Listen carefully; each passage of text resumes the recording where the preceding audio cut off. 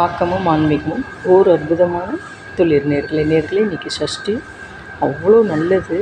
சஷ்டி விரதம் இருந்தால் சின்ன குழந்தைகளுக்கு பாயசம் வச்சு கொடுக்கலாம், இல்லை ஒரு ட்ரெஸ் வாங்கி கொடுக்கலாம், நம்மளால் எளிமையாக என்ன முடியுமோ செய்யலாம். ஒரு அரிசி மாவில் கொஞ்சோண்டு பிசைஞ்சு பச்சை தண்ணை விட்டு பிசைங்க. வெந்நீரான்னு கேட்டிருக்காங்க, வேண்டாம். பச்சை தண்ணை விட்டு பிசைஞ்சு இத்தினூண்டு பால் மாதிரி உருட்டி அழகாக கிளியாஞ்சட்டி மாதிரி ஆச்சட்டி மாதிரி பண்ணி குங்குமம் வச்சு முருகனுக்கு விளக்கேற்றுங்க. ஒரு 2 விளக்கு எது செஞ்சாலும் 2ஆக செய்யணும். அம்மா பாப்பா அப்படிங்கிறப்பல 2ஆக செய்யுங்கோ. நல்லா அழகாக போட்டு வச்சு முருகனுக்கு பிடிச்ச ஏதோ ஒரு பிரசாதம் நைவேத்தியம் பண்ணி ஒவ்வொரு சஷ்டியும் நீங்கள் இப்படி பண்ணினீங்கன்னா கண்டிப்பாக கண் திறப்பார் முருகன். கருணை தெய்வம், கண்கண்ட தெய்வம்.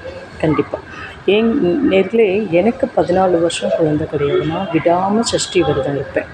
அந்த முருகனர்களால் அழகான குழந்தை கிடைச்சது. அதுபோல் உங்களுக்கும் அந்த பாக்கியம் கிடைக்கும்.